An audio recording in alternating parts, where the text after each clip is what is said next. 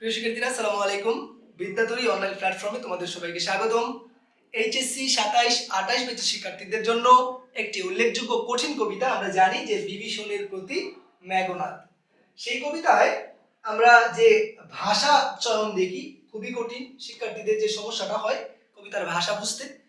এখন ব্যাপারটা হচ্ছে, তোমরা জানো কিনা তোমাদের বইয়ের মধ্যে সবচেয়ে সহজ কবিতা হচ্ছে বিভীষণের প্রতি মেঘনাদ। কেন সহজ? কারণ এই কবিতায় আছে একটা কাহিনী, পৌরাণিক কাহিনী। এই পৌরাণিক কাহিনী কোথা থেকে আসছে? তাহলে আমরা জানি যে মাইকেল মধুসূদন দত্তের একটা মহাকাব্য আছে, তার নাম হচ্ছে মেঘনাদ বধ।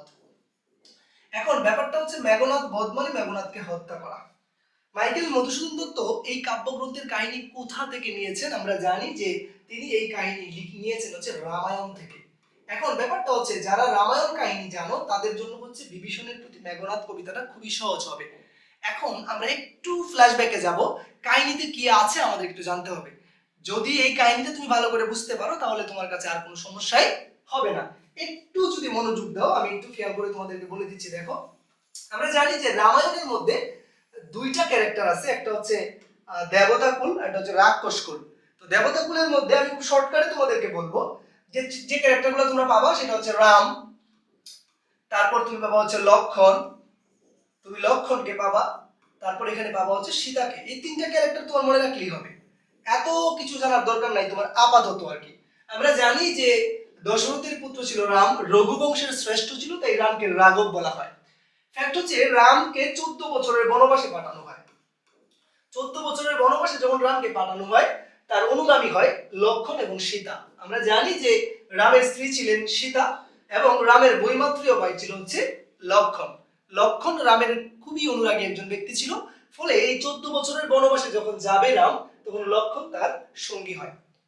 এখন তারা যখন বনবাসে ছিলেন, ওইখানে আরেকটা ব্যাপার তোমাকে মাথায় রাখতে হবে বাবা। সেটা কারা? সেটা হচ্ছে রাক্ষস কুল। রাক্ষস কুলের প্রধান ছিল রাবণ।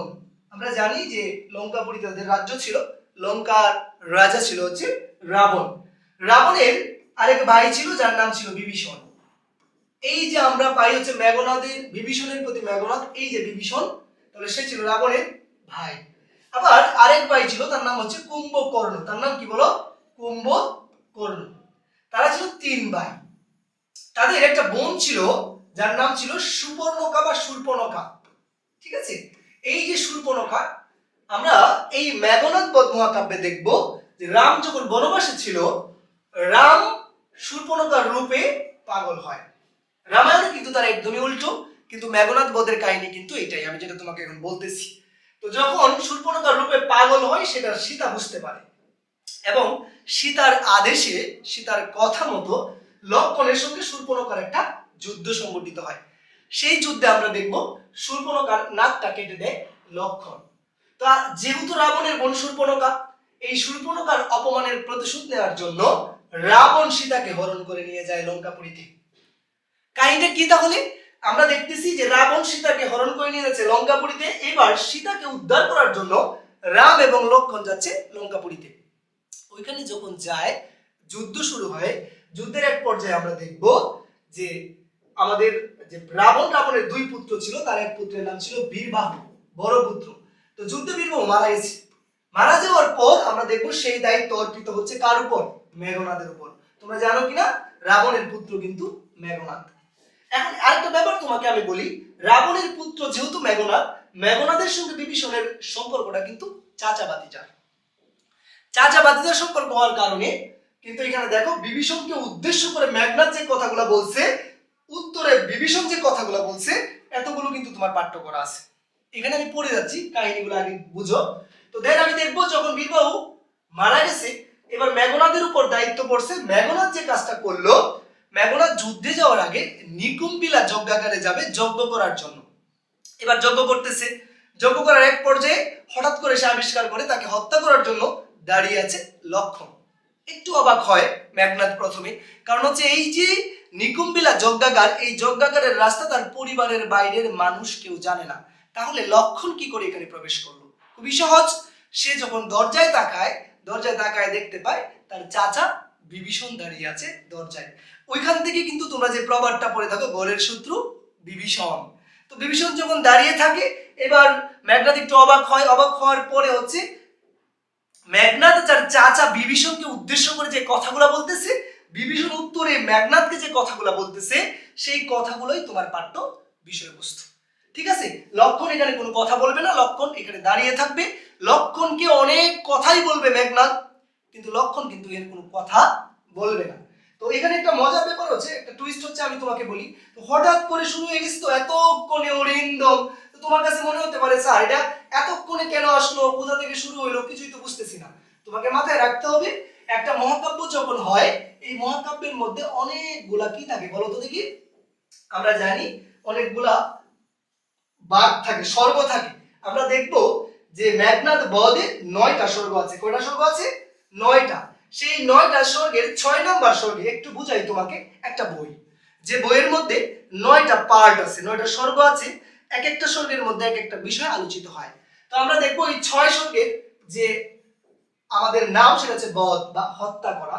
এই স্বর্গে আমরা দেখব যে মেঘনাদকে হত্যা করতেছে লক্ষণ। এখন ব্যাপারটা হচ্ছে, তাহলে আমাদের পাঠ্য বইয়ের অন্তর্ভুক্ত যে বিষয়গুলো আছে কি, তাহলে একটু যদি আমরা খেয়াল করি, এখানে যখন মেঘনাদ দেখতে পাইছে যে বিভীষণ লক্ষণকে নিকুম্বিলা যজ্ঞাগারে প্রবেশ করে সহযোগিতা করছে, এইবার বিভীষণকে উদ্দেশ্য করে মেঘনাদ কি বলতেছে তুমি একটু ভালো করে খেয়াল করলেই দেখতে পাবা। ভাষাটা যদি একটু বুঝতে পারো খুবই সহজ। এতক্ষণে, এতক্ষণে কেন বাবা? এতক্ষণে হচ্ছে এই জন্য, কারণ যখন বুঝতে পারছে বিভীষণই কাজ করেছে, বিভীষণই কি করছে বলতো, লক্ষণকে নিয়ে আসছে নিকুম্বিলা যজ্ঞাগারে, তখন আমাদের মেঘনাদ বলতেছে এতক্ষণে, মানে সময়টা যাওয়ার পর, সবকিছু অ্যানালাইসিস করার পর বুঝতে পারছে অরিন্দম, অরিকে দমন করে। যে অরিন্দম কে বলতো? অরিন্দম মানে হচ্ছে মেঘনাদ। অর্থাৎ এতক্ষণে মেঘনাদ কহিলা মানে বলল, কহিলা মানে কি বলো? বলল। বিষাদে মানে যন্ত্রণায়, কষ্টে, যন্ত্রণায় কষ্টে। অর্থাৎ যখন বুঝতে পারছে লক্ষণকে নিয়ে আসছে কে? বিভীষণ, এবার খুব যন্ত্রণা নিয়ে, খুব কষ্ট নিয়ে মেঘনাদ বলতেছে জানিনু মানে জানলাম। জানিনু মানে কি বলতো? জানলাম। কেমনে আসি, আসি মানে হচ্ছে এসে, আসি মানে কি বলো? এসে, মানে কেমন করে এসে লক্ষণ পশিল, পশিল মানে প্রবেশ করলো, পশিল মানে কি বলো? প্রবেশ করলো। তার মানে হচ্ছে এতক্ষণে অরিন্দম, এতক্ষণে মেঘনাদ বলতেছে খুবই যন্ত্রণার সাথে, জানি নু আমি জানলাম, কেমনে আসি, কেমন করে এসে লক্ষণ পশিল কোথায়? রক্কপুরে। মানে এই লঙ্কাপুরীতে কেমন করে লক্ষণ এসে প্রবেশ করছে, এটা এতক্ষণে আমি জানতে পারলাম, কারণ যখন সে তার চাচাকে ওই দরজায় দাঁড়িয়ে থাকতে দেখে। হাই তাত, তাত মানে হচ্ছে পিতৃতুল্য। তুমি যদি ডিকশনারি অর্থ খুঁজো তাহলে দেখবে তাত মানে বাবা, এখানে পিতৃতুল্য চাচা বুঝাইতে ব্যবহৃত হয়েছে। হাই তাত, উচিত কি তব? তব মানে কি বলো তো বাবা? তব মানে তোমার, তব মানে কি বলো? তোমার। উচিত কি তব মানে উচিত কি তোমার এ কাজ? এবার বিভীষণকে লক্ষ্য করে বলতেছে, দেখো নামটাই কিন্তু বিভীষণের প্রথি মেঘনাদ। মেঘনাদ বলতেছে হাই তা, উচিত কি তবু এই কাজ? তোমার কি এই কাজ করা উচিত হয়েছে? নিকষা সতী তোমার জননী। এবার রাবণের মায়ের নাম হচ্ছে কি? নিকষা। নিকষা সতী তো তোমার জননী। সহোদর মানে একই উদরে জন্ম যার, আপন ভাই যাকে আমরা বলি, এখানে সহোদর বলতে রাবণকে বোঝানো হয়েছে। সহোদর কে বলতো? রাবণ। রক্ষ শ্রেষ্ঠ, কারণ আমরা জানি যে রক্ষকুলের সেনা ছিল হচ্ছে রাবণ। বলতেছে সহোদর রক্ষ শ্রেষ্ঠ, শুম্ভ নিব। অর্থাৎ শিবের যে ত্রিশূল ছিল, সেই ত্রিশূলের শক্তির সঙ্গে তুলনা করা হয় কাকে বলতো? কুম্ভকর্ণকে। শুম্ভ নিব কুম্ভকর্ণ। শিবের যে শক্তির আধার, সেই শক্তির আধার কার মধ্যে আছে? কুম্ভকর্ণের মধ্যে আছে। কুম্ভকর্ণের কাহিনী তোমরা হয়তো বা জানো, 6 মাস ঘুমায় এবং 6 মাস জাগ্রত থাকে, ঢাকঢোল বাজানোর পরেও তার ঘুম ভাঙে না। সেই শুম্ভ নিব কুম্ভকর্ণ, ভ্রাতৃপুত্র আমি তোমার ভাইয়ের পুত্র, বাসব বিজয়ী। আমরা জানি যে দেবতাদের যে রাজা ছিল ইন্দ্র, দেবরাজ ইন্দ্র, দেবরাজ যা রাজ ইন্দ্রকে বাসব বলা হয়, অর্থাৎ ইন্দ্রকে জয় করছে আমি মেঘনাদ। এই বাসব বিজয়ী কে আসলে? এই বাসব বিজয়ী হচ্ছে মেঘনাদ।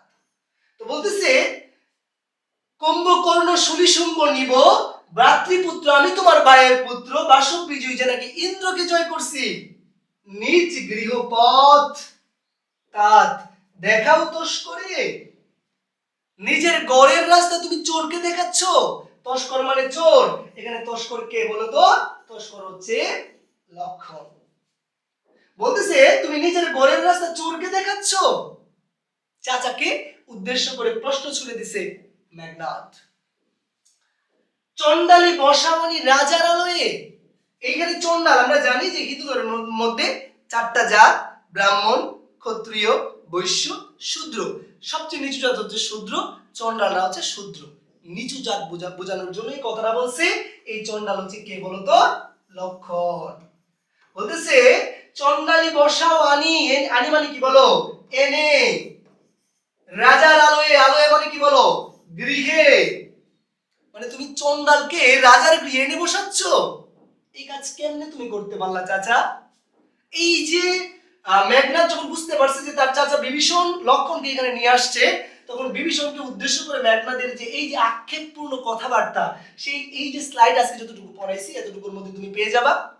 আমাদের বিদ্যাতুরিতে আমাদের প্রতিনিয়তই 27 এবং 28 ব্যাচ শিক্ষার্থীদের জন্য এরকম ভিডিও তোমরা পাবা।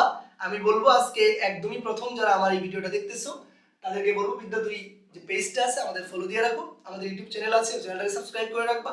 এরকম নিত্য নতুন আরো সুন্দর সুন্দর ভিডিও পাবা এবং এটার পরবর্তী পর্ব পাওয়ার জন্য অবশ্যই ফলো দিয়ে রাখবা। ভালো থাকবা। আসসালামু আলাইকুম।